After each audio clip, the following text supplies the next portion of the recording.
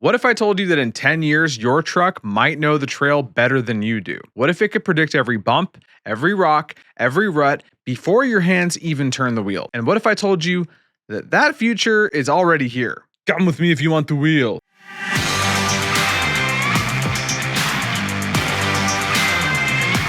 Okay, welcome back to the show, everybody. My name is Matt McAdam, your host of Chasing Dust, right here on Driving Line. So I got a super fun episode today. This is something I've wanted to do for a long time, and it's not specifically about a vehicle or any builds or anything like that. It's more about just this new technology that's coming to this space.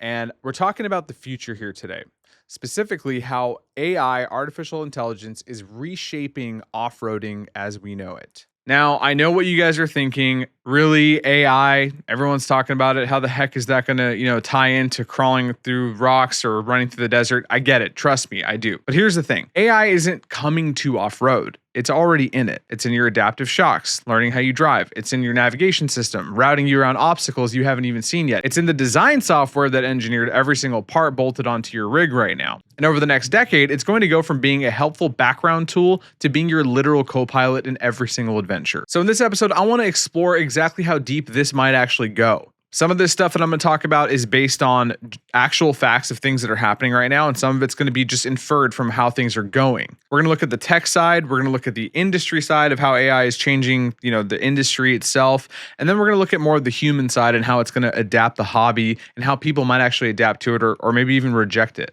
What does AI mean for the culture of automotive enthusiasts or off-roaders? Obviously, I've been an off-roader for a long time. It's always been about freedom for me, about the adventure, the human experience of, making friends, conquering terrain, doing things that most people would never dare to do. So it's my job here to kind of make sure that as we embrace these new tools, we don't really lose sight of what makes this hobby so special in the first place. But it's 2025. Most of us are using AI to some capacity, and I guarantee you that it's only going to infiltrate our culture and our society even more as we go. So buckle up because this stuff is coming at us fast. So let's start with the tech that's already under your truck right now. We are already seeing a lot of vehicles with adaptive suspension systems. If you've been paying attention over the last few years, companies like Fox and GM have rolled out systems like Live Valve and MagneRide. Now, I happen to be a big fan of live valve shocks. I know there's a lot of KOH racers out there, a lot of trophy truck racers that are tuning their shocks from inside their vehicles. I think that's super, super rad. How it works is these systems use sensors to monitor terrain in real time. They adjust your shock damping, the rebound on the fly to give you the smoothest, most controlled ride possible. It's really incredible technology. We're talking millisecond adjustments that make your truck feel like it's floating over whoops or soaking up rocks like they're not even there. But here's where AI takes that to the next level. Right now, these systems are just reactive. They feel the bump, then they adjust. They feel it on the front, they adjust the rear. But AI-driven suspension would be predictive. Imagine a truck that learns your driving style over time. It knows how aggressive you are on the throttle, it knows how you take corners, it knows what kind of terrain you prefer, and then it starts making those adjustments before you even hit the obstacle. It reads the trail ahead with cameras and LiDAR, processes that data in real time, and then it pre-tunes your shocks, your traction control, even your throttle response to match what's coming ahead. And this essentially means that your truck is now your co-driver. And honestly, I think that's pretty amazing. But here's the question that I keep coming back to. If the truck is making all these decisions for you, at what point does it stop being you behind the wheel? I'm not saying we shouldn't embrace this tech. I think adaptive systems are game changers, especially for newer drivers who are still learning how to read terrain. But I think there's something important about feeling the trail. I always am a big proponent of that. Making mistakes, learning how your rig actually responds when you push it too hard or not hard enough. I mean, that's how we all got better at this. That's definitely how I learned how to wheel out there in the desert. I wonder if we're risking losing that when trucks get so smart that it does all the thinking for us. Now, if you think that sounds extreme, let me tell you what's coming next. Autonomous off-road vehicles. And no, I'm not talking about your buddy's Tesla that can barely handle a parking lot. I'm talking about military-grade AI that can navigate extreme terrain without a human being behind the wheel. There's companies like Overland AI, Oshkosh Defense, and even DARPA that have been developing autonomous systems for years now. They're doing it quietly, they're doing it behind the scenes, and they're really all like in a race to get this done. These vehicles can scout hostile territory, they can navigate boulder fields, cross rivers, return to base without a single human input. And the goal is to keep soldiers out of harm's way by letting machines do the dangerous recon work first. Honestly, from a safety and tactical standpoint, I think that makes total sense. But here's where it gets interesting for us as civilians. That same technology is starting to trickle down into the recreational market. Imagine sending your truck ahead to scout a trail while you hang back at camp. I don't think I'd ever do that, but there are some indications that that's where things are headed. Imagine your truck mapping the route, identifying obstacles, flagging dangerous hazardous sections, and reporting back with a full trail breakdown before you ever put it in four-wheel drive. On paper, that's pretty incredible technology. It makes exploration safer, it makes planning easier, it could even save lives in search and rescue situations. But here's my concern. If the truck can do all that exploring for you, what happens to the adventure part of off-roading? Half the fun in this hobby is not knowing what's coming around the next corner. It's the unpredictability of off-roading. It's about spotting your buddy through a gnarly section and then figuring out that line together and failing and then finally getting it. It's about getting stuck, getting unstuck, then getting stuck again, and then just laughing about it over the campfire that night. If the truck does all that for you, then what are we even doing out there? Now, I'm not saying this technology doesn't have a place in emergency response and commercial operations, military applications. Absolutely. But for weekend warriors like you and me, I think we really have to be careful about how much of the human experience we're willing to hand over to a computer. And here's where AI really starts to show up inside the cockpit too. Smarter infotainment systems, adaptive navigation, and predictive route planning that takes into account weather, terrain, fuel efficiency, even battery life if you're running an EV, which, I don't know why you would, but there are some people who are wheeling in EVs. This is the good side of AI, in my opinion. Imagine that you're planning a multi-day overland trip. Instead of spending hours plotting waypoints, checking weather forecasts, calculating fuel stops, your AI co-pilot does it all for you, and it knows how you drive, so it knows how much fuel you're consuming. It knows your tire size, all that stuff. And it knows the terrain that you're about to cross. Then the AI will build a route that keeps you safe, keeps you moving, keeps you from getting stranded in the middle of nowhere. If conditions change, maybe a storm rolls in or a trail gets washed out, the system will reroute you automatically to keep you safe and get you to camp on time. It's like having a professional guide with you at all times, and for emergency situations, this technology could literally save lives. If you break down or you get injured, or your truck can automatically send your GPS coordinates to search and rescue along with the data about your vehicle's condition and the surrounding terrain, response times get faster, rescues get safer.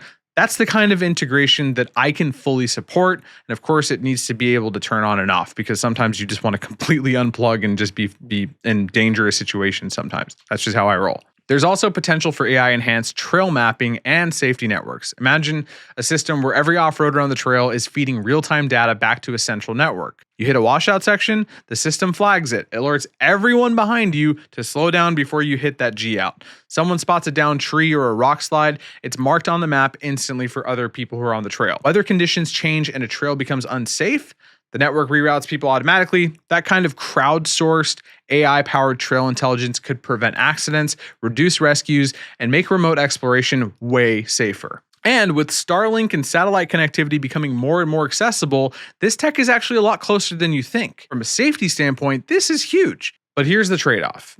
Every adventure becomes traceable. The wilderness becomes connected. And I don't know about you, but part of the reason why I go off-roading is to completely unplug, to get away from screens, notifications, the constant hum of the digital world. If every trail is mapped, monitored, and optimized, it might be safer, but it'll never feel as wild again. So that's the tech side. All right, now let's talk about how AI is changing the industry itself. And this is where things get really interesting because AI isn't just making our trucks smarter, but it's changing the way that we're building them, the way that companies design parts, and even who owns the data coming out of your rig. If you've ever tried to build a rig from scratch, you know how overwhelming it can be. You're bouncing back and forth between forums, Facebook groups, YouTube videos, compatibility charts, contradictory advice from random internet strangers who may or may not actually know what they're talking about. You're trying to figure out if a certain tire size will rub, if your lift will affect your steering geometry, if your bumper will interfere with your airbag sensors. It's just this rabbit hole that can take weeks, sometimes months, just to get a solid game plan together, and then you go to put it together and none of that advice actually helped you anyway. So AI is actually changing that. There are already tools out there that will let you plug in your vehicle, your goals, your budget, and then the AI will spit out a full build plan with compatible parts, clearance calculations, and even cost breakdowns. It's like having a full-blown shop in your pocket. And for newer builders or people who don't have access to veteran off-road community, this can be a game changer. Essentially, it's democratizing automotive knowledge. And so far, it has been very segmented all over the place. What used to require years of trial and error or access to the right people now just takes a simple prompt. And I actually think that's a good thing. Now, of course, it's not going to do the work for you. It's not going to replace your garage. It's just going to make your garage a little smarter. So it doesn't actually stop there. On the engineering side, however, AI is going even further. OEMs and aftermarket companies are already feeding millions of data points into AI algorithms to design lighter, stronger, and even more efficient parts. AI can run simulations that would take a human engineer weeks to complete, and it can do it in a couple hours. It's optimizing everything from control arm geometry to shock valving to weight distribution. And the result is better performing parts that last longer and cost less to produce. In fact, at the rate that these manufacturers are utilizing AI, it's very well possible that the next Ford Raptor or Jeep Wrangler might not even be designed by a human. But here's the flip side with Skynet running the whole show. I'm just worried that if every company is using the same AI tools to design their parts, we risk kind of ending up with like a bunch of rigs that all look and perform exactly the same, like this amalgamation of like, this is the perfect rig, you should drive this. Everything gets optimized to the point where personality just completely disappears. And I don't know about you, but I love seeing builds that are a little weird, a little imperfect, a little, dare I say, human. So yeah, AI is making build planning and engineering way better, but we have to make sure that we don't lose the creativity and the individuality that makes this community so special. And not a bunch of overlanders, the rooftop tents and snorkels and. Now let's talk about something that most people don't even think about when they're buying a new truck: data harvesting. Every modern vehicle is collecting data on you. Sorry to be the guy to tell you. Your GPS location, your driving habits, your braking patterns, your fuel consumption, even how many times you hit the ESC button to turn off traction control. All manufacturers are using that data to design the next generation of vehicles. And now, on one hand, that is a good thing. Like all this other stuff we talked about, it means the future trucks will be built around real-world usage, not just lab testing and corporate assumptions or, market research analysis. If the data shows that people are bottoming out their shocks on certain types of terrain, the next model year can address that. If it shows that you're constantly braking on a descent, it can be a case for lower gearing. But on the other hand, that data can also be used in ways that you might not be comfortable with. For instance, insurance companies could use it to adjust your rates based on how aggressively you drive. They are already doing this with these little OBD2 plug-in things. Now imagine doing that off-road. Manufacturers could use it to deny warranty claims if they've seen that you're off-roading in ways that they don't approve of. Resale values could be affected by how hard the previous owner pushed the truck. Now, if that happened, I would be screwed, okay? I really don't want that. And here's the kicker. You probably agreed to all this when you signed the paperwork at the dealership in the financing office. Most people have no idea how much data their truck is actually collecting or where that data is going. You have privacy rules in some states and some jurisdictions, but most people just scroll through the whole policies thing and hit the checkbox, get me to the next screen. You're teaching the next generation of trucks how to drive, whether you want to or not. So here's my advice. If you're buying a new rig, read the fine print and understand what data is being collected and how it's being used. And if you're not comfortable with it, ask if there's a way to opt out or limit what's being shared, because once that data is out there, you can't get it back. So that's the industry side. AI is making build planning easier, engineering faster, data collection, unavoidable. But the question is, do we know what we're trading away for all of that convenience? All right, now let's talk about the human side of all of this, which is, I know, contradictory because we're talking about AI, but because at the end of the day, off-roading isn't just about the technology in our trucks. It's about the people. It's about the culture, the stories, and AI is starting to change all of that too. I want to start with marketing because that's what I've been doing for the last 15 years. And thanks to tools like ChatGPT, Midjourney, and a dozen other platforms, a single person can now create content that looks like it came from a multinational brand. AI-generated visuals, even videos now with Sora, AI-written copy, voiceovers, AI-designed websites. A guy in his garage with a good idea can now compete with established companies that have been around for decades. And honestly, I think that's really, really cool. In fact, I would even argue the point that if you own any size business out there and you're not using AI tools for anything, you're already way behind the curve because there's a guy in his garage who's just marketing way better than you right now because you just refuse to change. This levels the playing field. It gives small builders, new brands, even independent creators a chance to be seen and heard without needing a massive marketing budget. But here's the problem with it. Everyone has access to the same tools. So now every small brand looks polished. Every Instagram feed looks professional. Every product launch looks like it has $1 million budget behind it. And that just creates noise. When everything looks perfect, nothing stands out. So how do you cut through that with your marketing? Well, in my opinion, with story. The brands that win the future won't be the ones with the best AI generated graphics or the ones that have, the best copy. They'll be the ones that have a real story to tell.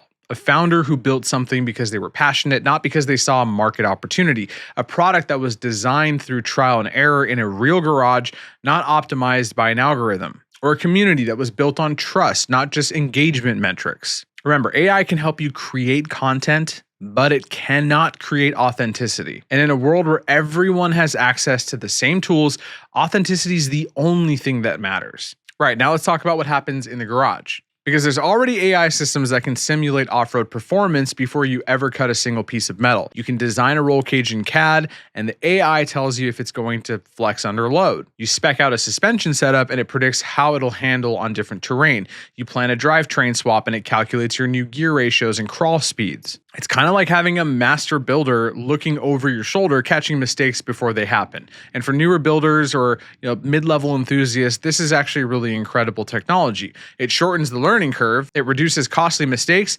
it makes complex builds much more accessible, and you're learning at a much faster rate because you're not depending on someone else to teach you. But here's what worries me about this. Trial and error is how most of us learn this stuff. We built something, it didn't work, we figured out why, we fixed it, we got better, and we just kept iterating until it got to a point where we could actually use it and we liked it. That process, the mistakes, the failures, the late nights in the garage trying to figure out what went wrong, that is what taught us. The learning curve disappears, and so does some of your soul and your passion that goes into it. Because when the software does all the thinking for you, you don't develop the intuition that comes from years of hands-on experience. You don't learn to feel when something's off. You don't build the confidence that comes from solving a problem on your own when you're just constantly outsourcing all of your thinking. So yeah, AI can make you a faster builder. I'm not sure it can make you a better one. And that's something we need to think about as this technology becomes more and more common, because the soul of this hobby has always been in the build itself, in the sweat, the busted knuckles, the satisfaction of looking at something that you made with your own two hands. And I really, really hope that we don't lose that, because it really bleeds through into the build itself. It's part of the story. And off-roading isn't about optimization. I mean, we wouldn't have half the things on our vehicles if it was supposed to be optimized. It's about the experience. It's about freedom, adventure, the feeling that you get when you conquer a trail that pushed you to your absolute limits. No AI, no matter how advanced, can replicate what it feels like to spot your buddy through a gnarly section with nothing but hand signals and trust. It can't replicate the pride that you feel when you finish a build that you poured your heart into. It can't replicate the bond that you build with the people who were there when things went sideways and you figured it all out together. That is the human side.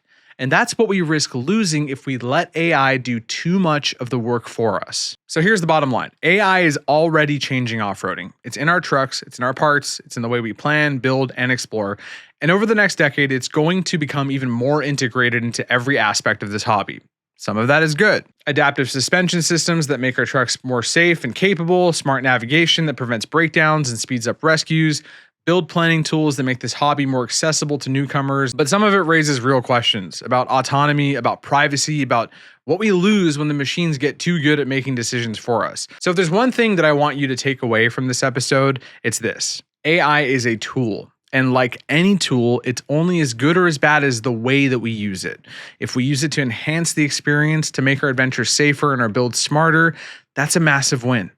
But when we let it replace the experience, if we hand over the wheel, the wrench, and the thrill of the unknown, we risk losing what makes off-roading so special in the first place. So as this technology continues to evolve, I encourage you to stay informed, ask questions, read the fine print, understand what data your truck is collecting and where it's going. But most importantly, don't forget why you fell in love with this hobby in the first place. I do that every time I go out there. I try to remember why it is that I got into off-roading to begin with, and I tend to find it when I'm in the middle of nowhere. Because the question isn't if AI is going to change off-roading, it's whether we'll still recognize what off-roading means when it does. Whether the spirit of off-roading will remain as it's been. That's going to do it for our episode today, you guys. I really hope that you enjoyed this video. It's a fun topic. I really wanted to talk about this for a long time, and I'm really glad that we got to do it. And definitely a great conversation starter if you're with your friends. I'm sure most of you guys have negative opinions on AI infiltrating all of our hobbies. And honestly, I'm choosing to remain optimistic about it, as you can tell from this episode. There's a ton of enthusiasts working at the major brands, and I hope that they'll speak for many of us who still want that unpredictable, nuanced, Wild West feeling of getting out there on the trail. But only time will tell, of course. I also want to thank everyone who follows and supports Driving Line and this show in particular. If you guys haven't already, be sure to subscribe and share this video. It really, really helps me grow the channel, and it honestly is the best compliment that I can get. And once again, you guys, my name is Matt McAdam, your host of Chasing Dust, only on Driving Line. And as always, I'll catch you guys on the next one. Hey guys, thanks for watching. This is Matt from Chasing Dust. Be sure to hit that subscribe button because Driving Line's creating all kinds of awesome content for gearheads just like you. I'll see you guys out there.